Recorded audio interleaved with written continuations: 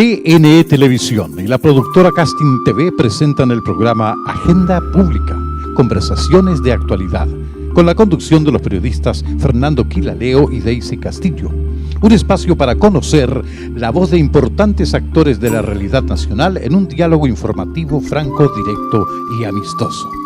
Los domingos de 12 a 13 horas, Agenda Pública.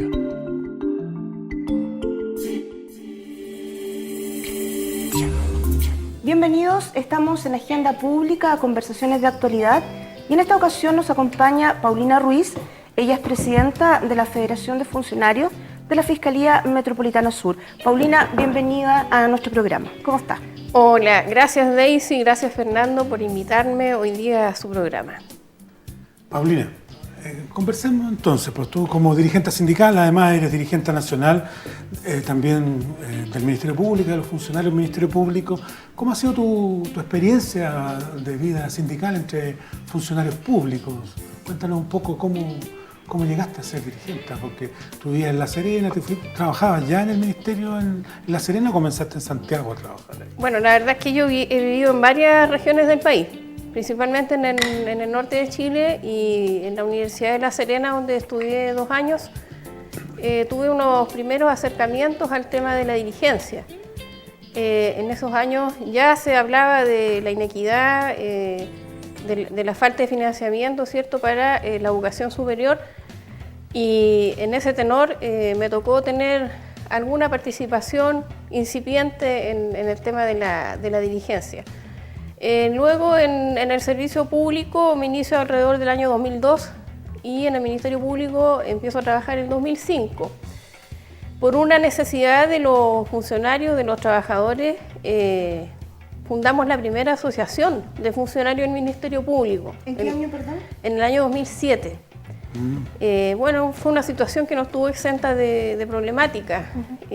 Una organización jerarquizada que tampoco estaba acostumbrada a que los trabajadores tuvieran un nivel de representación y también discutieran o analizaran ciertas situaciones y tuvieran puntos de vista y opiniones a veces divergentes con las de la autoridad. Eso generó también una tensión, una práctica antisindical, ¿cierto?, que llegó incluso hasta la OIT en su momento. Luego de eso, el sindicalismo empieza a tomar fuerza dentro de la institución y se forma la Federación Nacional de Funcionarios del Ministerio Público. Como usted señala, cuando partieron con el tema en las distintas ciudades del país, el tema de la reforma penal, ¿cierto?, no existían los sindicatos. ¿Cuáles fueron las primeras señales, los primeros atisbos que ustedes comenzaron a evidenciar y que hizo necesario en la práctica que en las distintas fiscalías a lo largo de todo el país se comenzaran a formar las asociaciones? Mira, la verdad es que nosotros evidenciamos una serie de asimetrías de poder entre lo que es la autoridad, sin personalizar, y lo que es el cuerpo de trabajadores, en este caso los funcionarios del Ministerio Público. ¿Por qué te digo que hay una asimetría de poder? Muy importante, porque nuestro servicio no es fiscalizado por un organismo externo, en el ámbito laboral, tampoco en el financiero. Y eso generó que lamentablemente diversas situaciones de índole administrativa que tenían relación con calificaciones, con sumario, con evaluaciones, con carrera funcionaria, se fueran resolviendo a puerta cerrada dentro de la institución. Por supuesto, ¿La Contraloría no tiene injerencia en la...? No, la Contraloría no tiene competencia porque la ley orgánica de nosotros así lo señala, que es un punto, una demanda histórica que ha defendido tanto la Federación como mi asociación de funcionarios, que es la primera, valga decir, del Ministerio Público.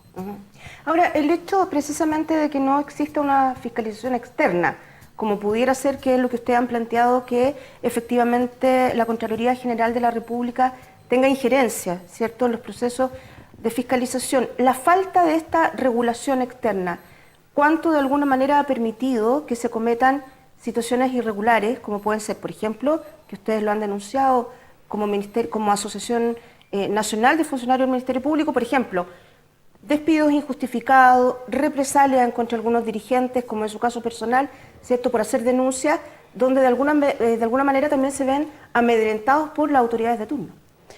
A ver, nosotros en primer orden teníamos un catastro de las situaciones, teníamos denuncias internas, pero muchas veces esas denuncias llegaban solo hacia el directorio del sindicato. No seguían subiendo tampoco hacia las autoridades porque había mucho temor. Ha costado mucho romper ese miedo, el miedo de que el Ministerio Público tiene la costumbre de resolver estos conflictos laborales, estos problemas también sindicales a puertas cerradas. Cuesta mucho abrir las puertas del Ministerio Público y que entre el sol y que se develen algunas situaciones que son incómodas. Pero al pasar de los años, no voy a decir que obviamente solo por el trabajo sindical que nosotros realizamos, sino porque también otros actores como la academia o el mundo político empiezan también a darse cuenta de que aquí hay algo que es anómalo. Los tribunales también empiezan a declararse competentes en casos de tutela laboral y eso nos permite hoy contar con sentencias de tribunales laborales a lo largo del país que ratifican de que efectivamente se cometen arbitrariedades con los funcionarios, como despidos injustificados, como situaciones que dañan incluso la integridad psíquica de las personas y también situaciones que hablan de cierta cultura de la negación de estos problemas. Muchas veces se trata de soslayar este tipo de situaciones señalando de que en realidad no son tantos casos, de que en realidad el Ministerio Público está bastante bien. El problema es que cuando hay miedo también las situaciones no se transparentan al 100%. Siempre va a haber una cifra negra, va a haber un número importante de trabajadores que tal vez no denunció por temor a represalia o porque simplemente sentía de que no iba a poder enfrentarse en un tribunal al Consejo de Defensa del Estado, que es el organismo que representa al Ministerio Público. En cambio, los funcionarios solamente cuentan con sus propios recursos y el apoyo que le pueda dar la asociación a la que pertenezcan. Esa es la realidad. Resulta curioso, por llamarlo de alguna manera, el hecho de que cuando surgen situaciones irregulares o anómalas al interior de las distintas fiscalías, finalmente ustedes tienen que denunciar estas situaciones frente a las propias autoridades. Es como que uno va donde el jefe y al mismo jefe, de alguna manera, me tengo que autoconfesar con el jefe, porque ¿qué pasa si ustedes no tienen recursos, por ejemplo, para pagar un abogado externo? Sin embargo, tienen que plantear todas las irregularidades que pueden existir al propio jefe. Y eso, como usted bien plantea, queda entre cuatro paredes.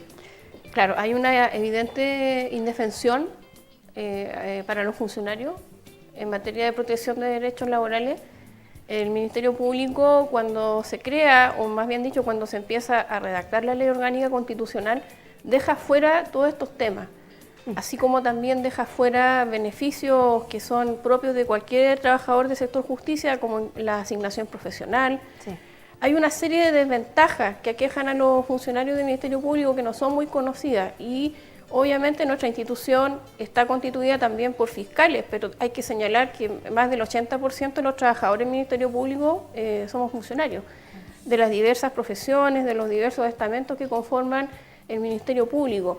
Eso también ha generado confusión, de pronto no se entiende porque se expone una situación donde se ven muy buenas rentas, donde se ven muy buenos climas laborales, pero por otra parte está la realidad de muchos funcionarios que no tienen esa situación y que en realidad están expuestos a muchos tipos de vulneraciones por la indefensión, podríamos llamarla estructural o legal, que es un tema que no se ha corregido pese a que Chile, ¿cierto?, ratifica tratados de protección al trabajo también y para garantizar la autonomía y libertad sindical. La norma no se ha adecuado en estos años. La ley orgánica no ha tenido los cambios que debió haber tenido para poder, no sé si eliminar, pero también neutralizar, disminuir este tipo de situaciones y darle también mayor seguridad a los trabajadores que de cierta forma sienten que están en una situación de precariedad. De hecho, lamentablemente el sistema actual de nosotros socioeconómico también nos lleva hacia eso. De hecho, hay diversos intelectuales, sociólogos que están hablando de que ahora existe el precariado. Sí. Ya no existe la clase trabajadora, sino que existe el precariado. Gente que cierto, tiene educación, está trabajando, pero que vive permanentemente expuesta a la incertidumbre. Y eso es un poco lo que nosotros obviamente queremos evitar que siga ocurriendo tanto en nuestro servicio como en los demás servicios públicos. Nosotros defendemos un modelo donde la carrera funcionaria no es sinónimo del trabajador enquilosado, que saca la vuelta, la caricatura del trabajador público. El trabajador público no es eso. El trabajador público actual está sometido a un alto nivel de exigencia, es medido con sistemas de gestión, cumplimiento de metas, tiene que cumplir muchos requisitos porque estos trabajadores que nosotros representamos ingresan por concurso público. Claro. Tienen que cumplir también requisitos básicos que no son pocos en la institución. Esos funcionarios debemos que potenciarlos. Antes de ingresar a otros temas y permanecer en este, de las relaciones internas de los funcionarios, del servicio, de cómo se profesionaliza de mejor manera y de los concursos, uno encuentra permanentemente en redes sociales críticas a los sistemas de selección de personal de la administración pública. En general, para todos, pareciera ser que para todos los sistemas de selección de personal, los privados también, lo que pasa es que los privados como son privados, pareciera que uno tiene menos autoridad para decir Claro. que son muchas veces irregulares. ¿Cómo ven ustedes, cómo visualizan ustedes que ha sido este sistema de selección de tanto de los funcionarios en diversos grados o niveles, como de las autoridades del Ministerio Público? ¿Ha habido transparencia? Porque una de las críticas que también se hace en las redes sociales, digo, es que hay mucho cuoteo político en los servicios públicos. ¿Ustedes ven también cuoteo político dentro del Ministerio Público en su formación, en su Lo que nosotros vemos es que hay un excesivo número de cargos de confianza. Y estos cargos no pasan tampoco por el sistema de alta dirección pública, lo que para nosotros es una aberración. O sea, eso debe terminar. Jefaturas de recursos humanos, direcciones ejecutivas, jefaturas de finanzas, áreas de gestión, están dirigidas por personas que son nombradas en base a la confianza.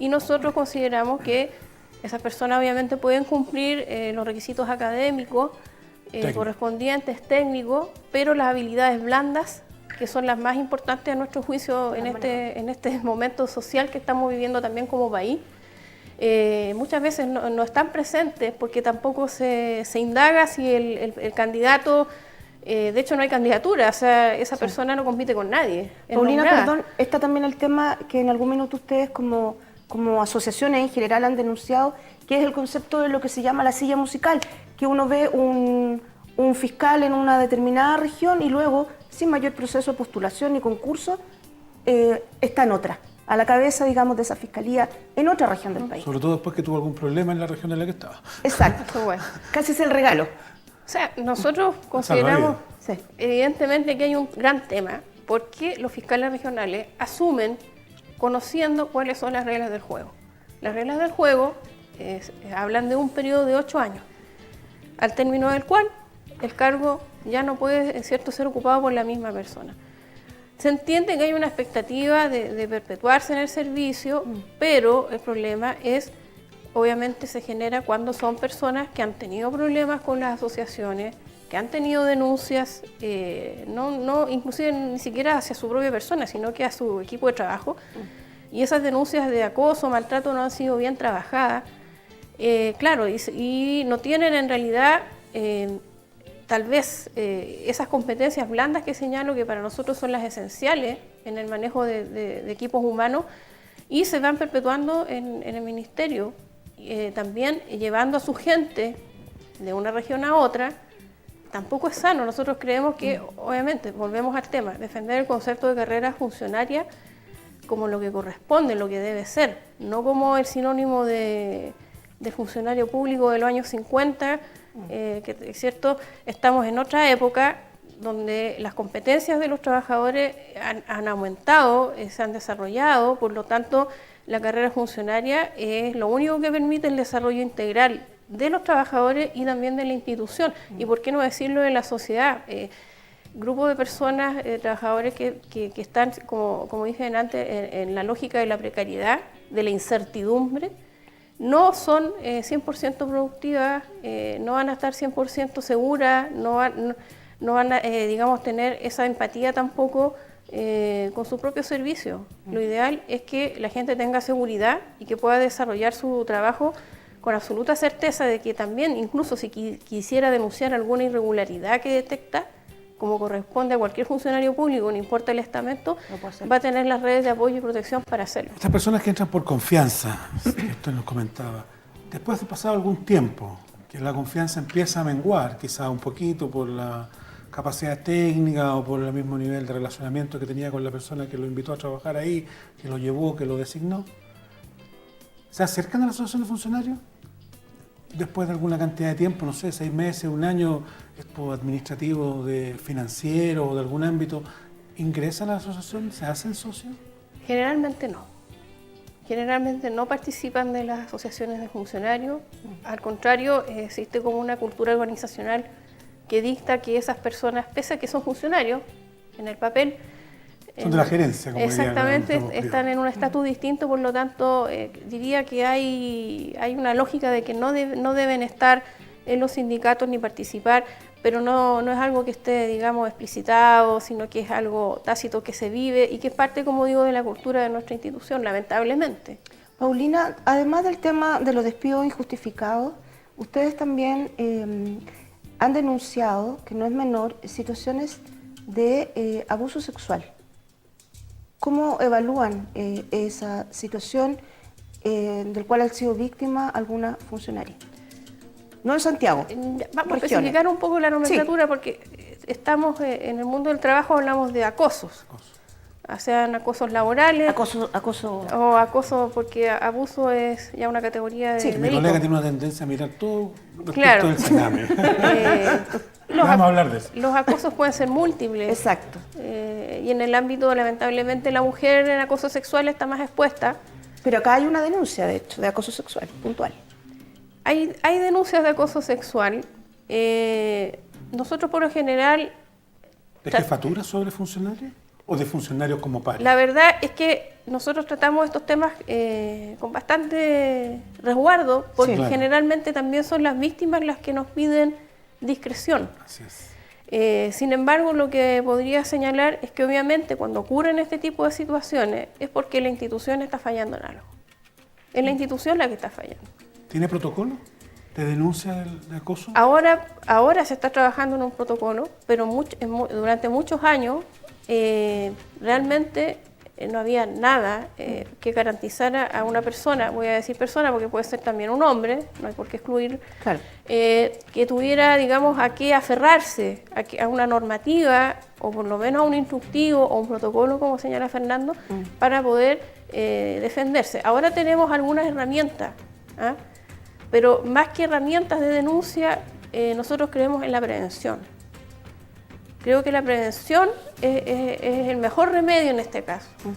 El hecho de que una jefatura se sienta con la posibilidad de efectuar este tipo de conducta y de cierta forma percibir que podría quedar eventualmente impune o que es algo normal, normalizar este tipo de situaciones, es un muy mal síntoma.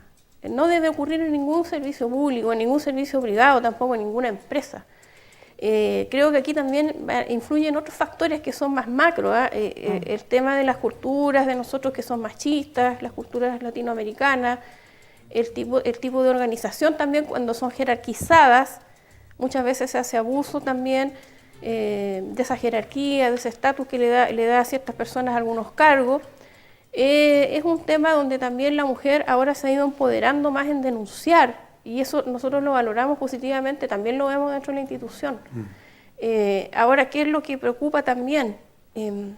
Las cifras negras, como siempre, en el pasado, que algunas personas que sufrieron este tipo de situaciones no denunciaron y las personas que siguen teniendo miedo. Las instituciones tienen que romper estos paradigmas del miedo, tienen que romper estos paradigmas del machismo. De hecho, la misma sociedad chilena ahora está con el movimiento feminista también, porque muchas de estas situaciones nosotros las vemos a diario, como chilenos voy a decir, ya ni siquiera como empleados públicos. No, en general. En general, y lo lamentable de todo esto es que son conductas que muchas veces se normalizan.